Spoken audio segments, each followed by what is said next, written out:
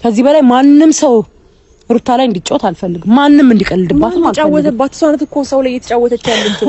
በመጀመሪያ ተረጋግቶ ሰው ማናገርን መልመድ አለብሽ። ተረጋግቼ ባለው እያናገርኩሽ ነው። ሩታ ናት የጠራችሽ ሲለኝ እዚህ ጋር ለመቆም ይችል ነበር። ሩታችን እነዚህ ልጆች በጊዜ ማስቆም ካልቻልሽ ራስሽን ተጨማሪ ችግር ውስጥ እየከተትሽ እንደሆነ ልታቂ ይገባል ማለት ነው። አሁን ላይ ደግሞ ጭራሽ ሄርሜላን ካላገተን አይነት ጨዋታ እየተጫወቱ ነው ማለት ነው። ይሄ ደግሞ የአንቺን ችግር ከመፍታት ይልቅ አንቺ ላይ ተጨማሪ ችግሮችን ነው እያመጣ ያለው ማለት ነው። ሲጀመር በእንደዚህ አይነት መንገድ የሚፈታ ችግር የለም። ከዛ ውጪ ደግሞ እነዚህ ልጆች ሄደው ከአብርሃምም ሆነ ከሄርሜላ ጋር እንደዚህ አይነት አተካራ ውስጥ በገቡ ቁጥር አንቺን እያስናቁና አንቺን እያስደፈሩ ነው። እነዛም ደግሞ የልብ ልብ እንዲሰማቸው እያደረጉ ነው። እነዚህ ልጆች ከአንቺ ህይወት ማስወጣት አለብሽ፣ ወይም ደግሞ አንቺን የሚመለከቱ ነገሮች ላይ እየሄዱ እንደዚህ አይነት አተካራዎችን መፍጠራቸውን እንዲያቆሙ ማድረግ ካልቻልሽ ራስሽ ላይ ተጨማሪ ችግር ያመጣብሻል ማለት ነው። ስለዚህ ይህንን ነገር በጊዜ ተረድተሽ ልታስቆሚ ይገባል። ትላንትናም የተፈጠረውን ነገር አይተናል፣ ከትላንቱ ወዲያም የተፈጠረውን ነገር ተመልክተናል።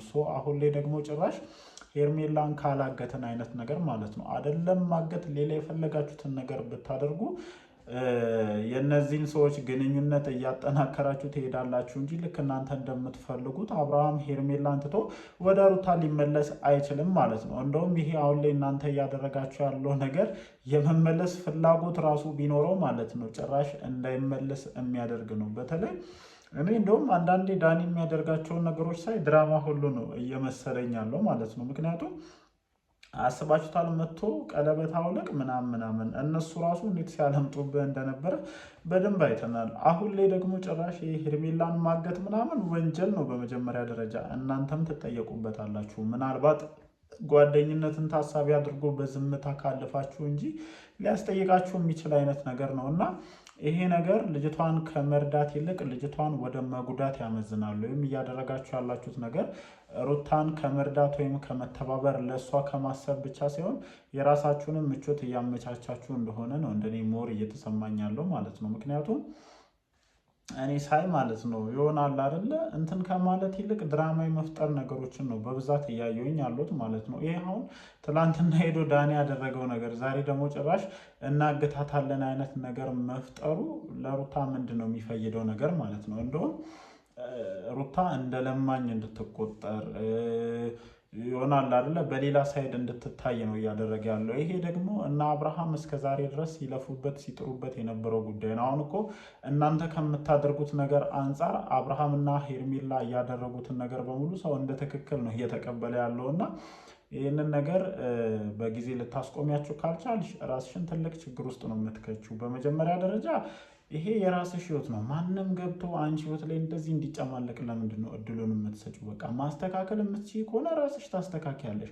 ማስተካከል የማትችይ ከሆነ ደግሞ ትታየዋለሽ እንጂ በዚህ ልክ አንቺ ህይወት ውስጥ ገብቶ እንደዚህ ነገሮችን እስኪያበቁ ድረስ ለምንድን ነው ዝምታን የመረጥሽው? በመጀመሪያ ደረጃ ይኸውልሽ እነዚህ ልጆች እየሰማሽ ነው ትዳርሽን ትልቅ ችግር ውስጥ የከተትሽው ማለት ነው፣ የዛኔ ማለት ነው። ምክንያቱም የተፈጠሩ ነገሮች ተደምሮ ነው አሁን ለተደረሰበት ደረጃ የሚደርሰው ማለት ነው። ሲላቸው ከደስታ ጋር ደስታን ተቀበለች ምናምን ብለው የሆነ ነገር ያደርጋሉ። ሲላቸው ደግሞ ይመጡና አብርሃም ቀለበት አደረገ። አንቺ ደስታን ከተቀበልሽ አብርሃም ቀለበት አደረገ አላደረገ በቃ ምንም እኮ እግዚአብሔርን እሱ በደንብ ገብቶታል፣ ተረድቶታል። በቃ እንዴት አድርጎ ነገሮችን ማለፍ እንዳለበት በደንብ የገባው ይመስለኛልና አንቺ የምትበሳጭበትን መንገድ እናንተን ማሸነፍ የሚችልበትን መንገድ ስላወቀ ነው። አንድ ቀን ከልጁ ፍለጋ ውጪ አንቺን ብሎ አይመጣም።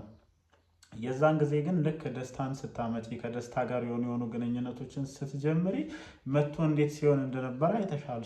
እኔ አሁንም ቢሆን እንደ መፍትሄ ላቀርብ የምችልልሽ ማለት ነው ምናልባት ፍላጎቱ ላይኖርሽ ይችላል፣ አላቅም። አብርሃምን ለማናደድም ብለሽ ሊሆን ይችላል ደስታን የተቀበልሻለሽው። ግን እነዚህን ሰዎች ድባቅ ልትመቺ የምትችይበት ብቸኛው መንገድ ከደስታ ጋር ያለሽን ግንኙነት አጠናክሮ መቀጠሉ ይመስለኛል ማለት ነው። ልክ ነው ብዬ አይደለም በነገራችን ላይ፣ ግን ብዙ ነገሮች ስለተበለሻሹ ቢያንስ በእንደዚህ አይነት መንገድ ብትሄጂ የአብርሃምም ትክክለኛ ፊሊንግ ይታወቃል። ምክንያቱም የዛን ጊዜ ገና ለገና ደስታን ተቀበልሽ ብሎ እንዴት ሲሆን እንደነበረ በደንብ አይተናል። አሁን ላይ አብርሃም የምርም ይህንን ቀለበት ያሰረው በትክክለኛው መንገድ ነው የሚለውን ነገር ለማረጋገጥ ያው የግድ አንቺም ከደስታ ጋር ሮማንስ መጫወት አለብሽ ብዬ አስባለሁ።